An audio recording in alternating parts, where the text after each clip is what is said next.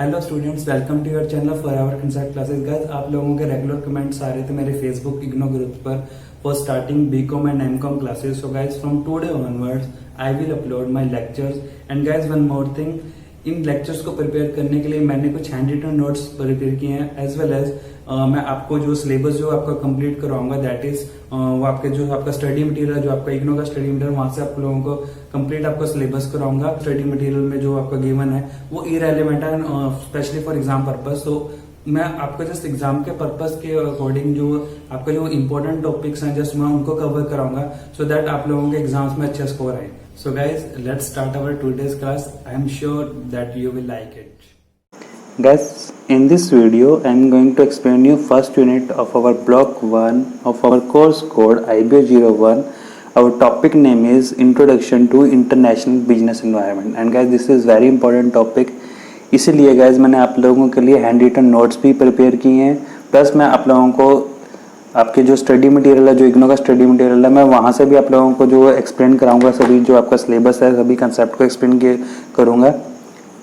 But guys, actually आप लोगों का जो स्टडी मटेरियल है उसके अंदर जो काफ़ी इरेलीवेंट इन्फॉर्मेशन भी गिवन है। सो मैं यहाँ पर आप लोगों के एग्जाम के पर्पज़ के लिए सिर्फ उसी कंटेंट को कराऊंगा जो आपको एग्जाम के पर्पज़ के लिए भी इम्पोर्टेंट है, प्लस जो आपका सिलेबस के अंदर जो रेलिवेंट है, right.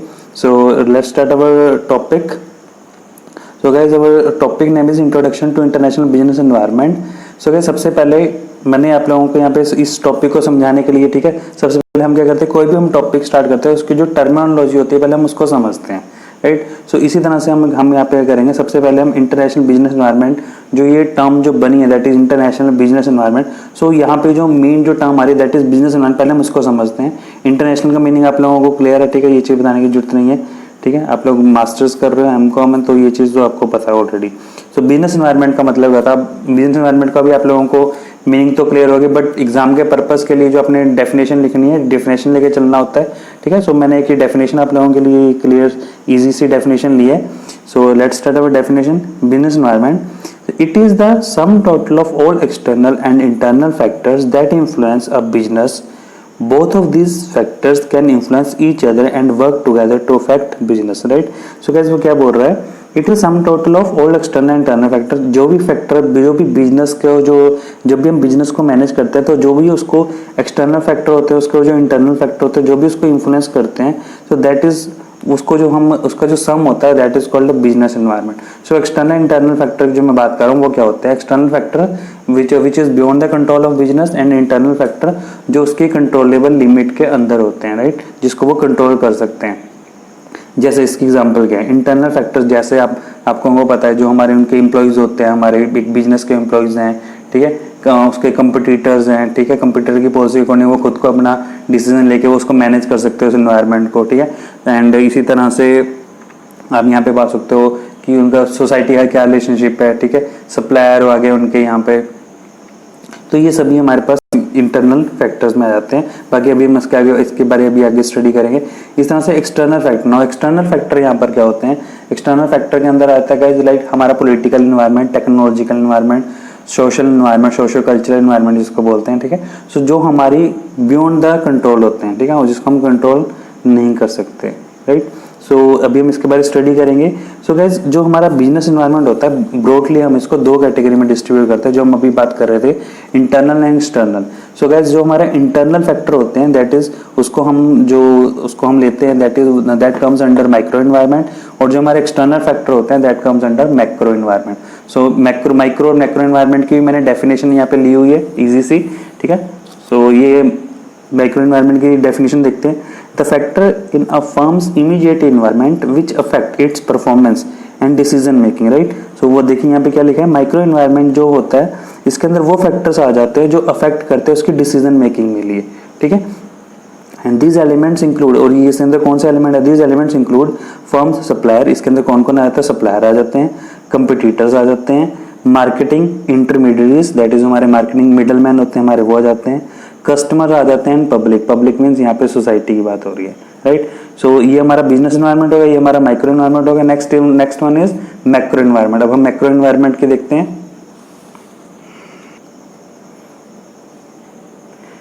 Now see guys, this is our macro environment. Now guys, macro environment it refers to all the forces that are part of larger society and affect the micro environment. ठीक है, तो देखिए क्या लिख रहा है वो, it refers to all the forces, इसके अंदर वो सभी फोर्सेस आते हैं जो एक लार्जर सोसाइटी का एक पार्ट होता है। ठीक है, मीन्स एक ब्रॉड कैटेगरी आ जाती है जो अफेक्ट करती है बिजनेस को, एज वेल एज वो बिजनेस के माइक्रो एनवायरनमेंट को अफेक्ट करती है, मीन्स ओवरऑल बिजनेस को इम्पैक्ट करती है। ठीक है, सो मैक्रो एनवायरनमेंट जो ब्रॉड कैटेगरी हो जाती है। Factors affecting organisation in macro environment are, अब इसके अंदर जो फैक्टर्स आते हैं वो कौन कौन से आते हैं, जैसे माइक्रो के अंदर हमने फैक्टर्स पढ़े थे, सप्लायर, कंपटीटर्स, है ना, कस्टमर्स, पब्लिक, और इसी तरह से मैक्रो एनवायरनमेंट के अंदर जो फैक्टर्स आते हैं that is political environment, economical environment, social environment या social cultural environment, technological environment and legal environment. So guys इन ये जो सभी जो एनवायरनमेंट जो हमारे पास ये जो फैक्टर्स हमने पढ़े, इनको हम याद करने के लिए एक वर्ड यूज कर सकते हैं दैट इज पिस्टल। ठीक है, सो इसी तरह से देखिए मैंने यहाँ पे वो लिखा हुआ है, factors affecting organisation in macro environment are known as PESTEL, इसको हम पिस्टल भी बोलते हैं। पिस्टल आपको समझ आ गया, पिस्टल बेसिकली इसकी शॉर्ट फॉर्म ली हुई है। ठीक है, PESTEL, pistol, right. So guys next चलते हैं अब हमने इसके बाद, ये तो हमने इंट्रोडक्शन पार्ट किया, अब हम हमारा मेन टॉपिक है that is international business environment. अब हम उसके बारे स्टडी करना स्टार्ट करते हैं, what is international business environment. Now see guys, international business environment को हम ब्रॉडली हम यहाँ पे 3 कैटेगरी में डिस्ट्रीब्यूट कर सकते हैं। First one is domestic environment, second one is foreign environment and third one is global environment. Okay, one more thing guys, मेरे को आप लोगों के साथ एक चीज़ शेयर करनी है गाइज। आप लोगों के लिए मैंने ये काफ़ी हैंड रिटन नोट्स एंड ये स्टडी मटेरियल्स है, मैं आप लोगों के लिए मैंने ये स्टडी करवाने के लिए मैंने काफ़ी कुछ यहाँ पे तैयार किया हुआ है। ठीक है, सो गाइज मेरी जस्ट एक रिक्वेस्ट है, अगर आप लोगों को मेरी ये एफर्ट अच्छा लग रहा है, बिकॉज गाइज मेरा अल्टीमेट मोटिव सिर्फ एक है कि आप मेरे जो स्टूडेंट्स हैं या जो इग्नोर के जो स्टूडेंट्स हैं वो सभी के सभी एग्जाम्स के अंदर अच्छा परफॉर्म करें, because most of the students ignore के जो होते हैं वो सेल्फ एम्प्लॉयड होते हैं एंड उनका एक मोटिव होता है कि हम लोगों ने स्टडी करनी है। सो जस्ट आप लोगों की हेल्प के लिए मैंने ये चैनल क्रिएट किया और आप लोगों की हेल्प के लिए मैं ये वीडियोस बना रहा हूँ।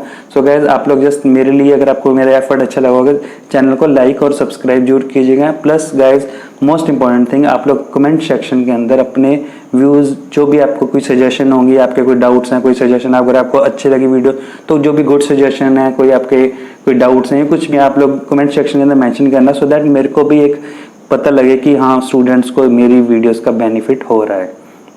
सो गाइज अगर आप लोगों को अच्छा लगा तो चैनल को सब्सक्राइब भी जरूर कीजिएगा।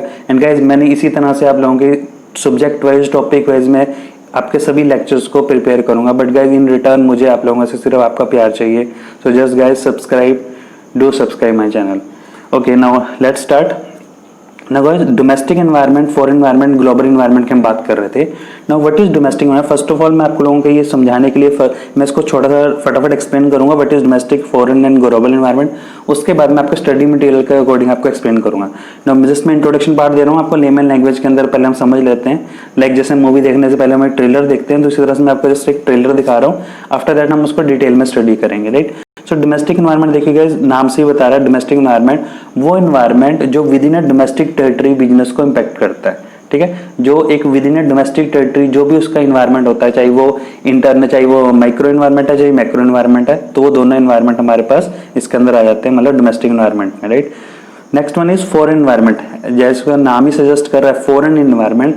सो फॉरेन एनवायरनमेंट में गाइस हमारे पास यहाँ पर क्या आएगा, जो फॉरेन कंट्री है वहां पर जब हमारा जो प्रोडक्ट जब जा रहा है, ठीक है, जैसे एक इंडियन जो प्रोड्यूसर है या जो इंडियन एक्सपोर्टर है, जब उसके प्रोडक्ट फॉरेन मार्केट में डील कर रहा है, तो उन प्रोडक्ट्स को, उनके प्रोडक्ट्स को या उस प्रोडक्ट को जो मार्केट में सर्वाइव करने के लिए कौन कौन से फैक्टर्स हैं जो अफेक्ट करते हैं, वो सभी हम फॉरेन एनवायरनमेंट में स्टडी करेंगे, right. Next one is guys global environment. Global environment का मतलब क्या होता है? ग्लोबल एनवायरनमेंट के अंदर डोमेस्टिक एनवायरनमेंट, फॉरेन एनवायरनमेंट सब आ जाता है, बिकॉज ग्लोबल एनवायरनमेंट इन दोनों को इम्पैक्ट करती है, ठीक है। सो ग्लोबल एनवायरनमेंट के बारे डिटेल में हम स्टडी आपके स्टडी मटेरियल से आपको मैं करवाऊंगा, ठीक है। सो ग्लोबल का मतलब होता है ग्लोबलाइज्ड, ठीक है, ऑल ओवर पूरे नेशन के अंदर, ऑल ओवर पूरे वर्ल्ड के अंदर जो सब चलता है दैट इज ग्लोबलाइज्ड, ठीक है। सो अभी आपका स्टडी मटेरियल से स्टार्ट करते हैं। नाउ सी गाइस, ये आपके स्टडी मटेरियल में डोमेस्टिक एनवायरनमेंट गिवन है। इससे पहले जो सब कुछ इरेलेवेंट है वो आपको नहीं करना है, आप लोगों को मैंने जो आपको रेलेवेंट एग्जाम के पर्पस के लिए आप लोगों के लिए मैंने हैंड रिटन नोट्स में मेंशन कर दिया है। ओके, इससे पहले बेसिकली गाइस आप लोगों ने इंट्रोडक्शन ही देनी, तो वो मैंने आपको इंट्रोडक्शन पार्ट बता दिया है आपको, ठीक है।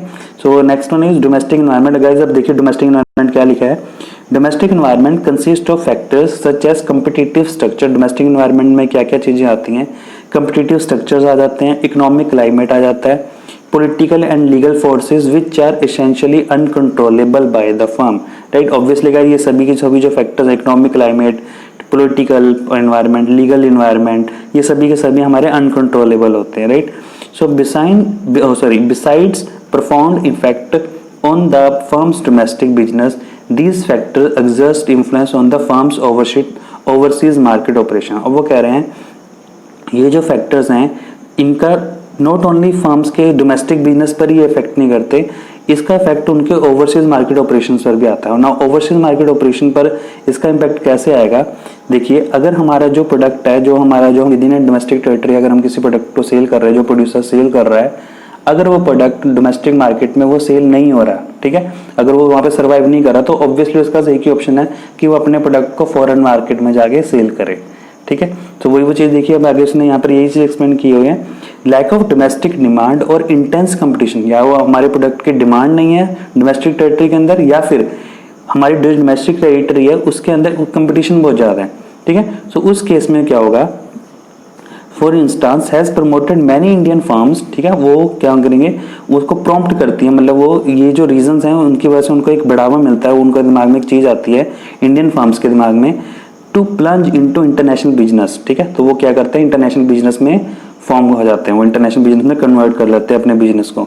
Export promotion measures and incentives in a country have been other motivating factors for the firm to internationalise their business, ठीक है। सो यहाँ पे क्या लिखा है कि गवर्नमेंट भी जो है वो काफी तरह की इंसेंटिव स्कीम्स जो है गवर्नमेंट भी चलाती है कि जो ज्यादा से ज्यादा जो है वो एक्सपोर्ट हो सके, ठीक है। तो वो भी एक रीजन हो जाता है कि वो अपने बिजनेस को इंटरनेशनलाइज कर देते हैं, right. Next one is guys foreign environment. अब हम फॉरेन एनवायरनमेंट को स्टडी कर लेते हैं। What is foreign environment? Foreign environment consisting of factors like geographic and economic condition. Foreign environment में क्या चीजें आ जाती हैं गाइस, जो भी हमने फॉरेन एनवायरनमेंट में फैक्टर्स पढ़ने वो सभी फैक्टर्स कहाँ के आएंगे, जो फॉरेन कंट्रीज के अंदर हैं, right. So foreign environment consisting of factors like geographic and economic condition, socio cultural trades, political and legal forces and technological and ecological facets prevalent in a foreign country, ठीक है guys. तो जो भी environment है, social culture environment है, political environment है, legal forces है, technological, ecological facets. Ecological आपको क्लियर है मीनिंग? इकोलॉजिकल का मतलब होता है कि वहाँ का इन्वायरमेंट कैसा है, वहाँ की लिविंग स्टाइल कैसा है, या वहाँ का जो मतलब ह्यूमन बींग्स का लाइफस्टाइल आप कह सकते हो, ठीक है, उनका नेचर के साथ उनका क्या रिलेशन है, ठीक है, वो नेचर के लिए कितना सीरियस है, तो वो that is ecological facets prevalent in foreign country. तो ये सभी हमारे फॉरेन एनवायरनमेंट के अंदर आता है, जो फॉरेन कंट्री के अंदर एनवायरनमेंट प्रिवेलिंग हो रहा है, चल रहा है, ठीक है। So because of being operative in foreign market, firms are generally not cognisant of these factors and their influence on business activities, ठीक है। अब वो फॉरेन मार्केट का कई जो, क्योंकि फॉरेन मार्केट में वो अपना उनका प्रोडक्ट चल रहा है, जो भी प्रोड्यूसर है, जो इंडियन प्रोड्यूसर है, अगर फॉरेन मार्केट में डील कर रहे हैं, सो जनरली वो उनको पता नहीं होता, अवेयर नहीं होते, वो किस चीज से अवेयर नहीं होते कि फॉरेन के अंदर, फॉरेन जो इन्वायरमेंट के, फॉरेन के अंदर ये इन्वायरमेंट के फैक्टर्स के वो उनको अवेयर नहीं होते, वो क्यों, वहाँ का सोशल कल्चर इन्वायरमेंट कैसा है, वहाँ का पॉलिटिकल इन्वायरमेंट कैसा है, तो जनरली वो अवेयर नहीं होते। और अगर वो अवेयर नहीं होंगे तो वही चीज आगे लिखी है, अगर वो अवेयर नहीं होंगे तो क्या होगा, उनका जो बिजनेस है वहाँ पे सर्वाइव नहीं कर सकता। सो गाइस ये चीज यहाँ पे लिखी है। The firm can neglect them only, means firm जो इन चीजों को निगलेक्ट कर सकती है, इन फैक्टर्स को निगलेक्ट कर सकती है, फॉरेन के जो फैक्टर्स हैं, फॉरेन एनवायरनमेंट के जो फैक्टर्स हैं, इनको निगलेक्ट कर सकती है only at the cost of losing business in the foreign market, ठीक है। सो अगर वो निगलेक्ट करती है तो उनका क्या होगा, फॉरेन मार्केट का जो उनके फॉरेन मार्केट में जो उनका बिजनेस है वो लूज हो जाएगा, नहीं वो वहां पे सर्वाइव नहीं कर सकेंगे, ठीक है। So in which firms operate and the fast changes that are taking place in some of the environmental factor. Plus वो क्या बोल रहे हैं guys? The problem gets more complicated with increase in number of foreign markets. वो कह रहे हैं एक ही प्रॉब्लम और भी बढ़ जाती है, ऐसी ही प्रॉब्लम और बढ़ जाती है जब अगर वो और एक से ज्यादा फॉरेन मार्केट्स में अपने प्रोडक्ट को वो चला रहे हैं, दैट इज वो उनका जैसे वो बोलते हैं मल्टीनेशनल जैसे उनके प्रोडक्ट होते हैं, अगर वो जैसे उसमें वो डील कर रहे हैं, वो तब भी उनको ये प्रॉब्लम जो ज्यादा फेस करनी पड़ती है। एंड इन केस फॉरेन जो है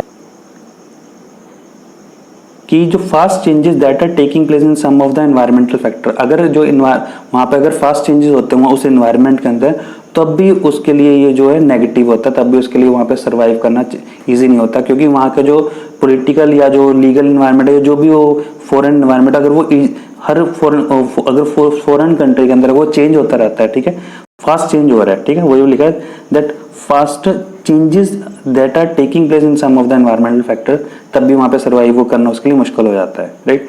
so difference exist not only between the domestic and foreign environment but also among the environment prevailing in the different foreign market, right? So because of environmental business strategies that are successful in one nation might fail measurably in other country. अगर कोई business strategy हमने बनाई है जो एक nation के अंदर successful है, तो जरूरी नहीं है वो दूसरे नेशन के अंदर भी या दूसरी कंट्री के अंदर भी सक्सेसफुल होगी, बिकॉज हर कंट्री का अपना अपना इन्वायरमेंट जो इन्वायरमेंट होता है, ठीक है, वो अलग अलग होता है. So foreign market operations therefore require an increased sensitivity to environmental difference and adaptation of business strategies to suit the differing market situation. ठीक है, so हर फॉरेन मार्केट ऑपरेशन में अगर हम कर रहे हैं, अगर फॉरेन मार्केट में हम डील कर रहे हैं अपने बिजनेस के साथ, तो हमें वहाँ पर बहुत ज़्यादा सेंसिटिविटी मीन्स हमें बहुत ज़्यादा ध्यान रखना पड़ता है इस चीज़ का. किस चीज़ का? बिजनेस स्ट्रेटेजीज हमें अलग अलग बनानी पड़ती है अलग अलग नेशन के लिए, ठीक है, अलग अलग कंट्रीज के लिए. ओके गाइस, तो अब हम पढ़ते हैं next, that is global environment. अब ग्लोबल इन्वायरमेंट देखिए यहाँ से स्टडी करेंगे हम. Global environment transcends national boundaries and is not confined in its impact to just one country. देखिए मैंने आपको पहले भी बताया था, जो ग्लोबल इन्वायरमेंट होता है उसका इम्पैक्ट जो होता है वो ग्लोबल ऑल ओवर पूरे वर्ल्ड के अंदर उसका इम्पैक्ट पड़ता है, सिर्फ एक नई कंट्री की बात नहीं होती इसके अंदर, ठीक है. So global environment exerts influence over domestic as well as foreign countries and comprises forces. के अंदर कौन से फोर्सेस आ जाते हैं? लाइक वर्ल्ड इकोनॉमिक कंडीशन, पूरे वर्ल्ड की इकोनॉमिक कंडीशन कैसी है, जैसे अभी आप लोगों को पता है ड्यू टू कोरोना हमारी इस टाइम इकोनॉमिक कंडीशन पूरे वर्ल्ड के साथ ऐसा हो रहा है, वहाँ की इकोनॉमिक सभी के पूरे वर्ल्ड की जो इकोनॉमिक कंडीशन है वो अब बिल्कुल खराब होने लगी है, ठीक है. एंड इसी तरह से इंटरनेशनल फाइनेंशियल सिस्टम, ठीक है, ये सभी के सभी जो होते हैं ये एक ग्लोबल इन्वायरमेंट के फैक्टर्स हैं. International agreements and treaties and regional economic groupings, worldwide economic recession, international financial liquidity और stability, working of the international organizations such as World Trade Organization. तो ये सभी जो working of the international trade organization WTO, ये सभी भी इसके अंदर आ जाती है, ग्लोबल इन्वायरमेंट के अंदर आ जाते हैं वो. इंटरनेशनल मॉनिटरी फंड्स, ठीक है, world bank and United nation conference on trade and development, इसको UNCTAD भी बोलते हैं, ठीक है. सो ये जो मैंने सिर्फ यहाँ तक ही लेना, बिकॉज यहाँ तक आप जिसके काफ़ी नाम जो आप लोगों ने सुने भी होंगे, सो हम इसको याद कर सकते हैं. सो गाइस ये था यहाँ तक का हमारा टॉपिक.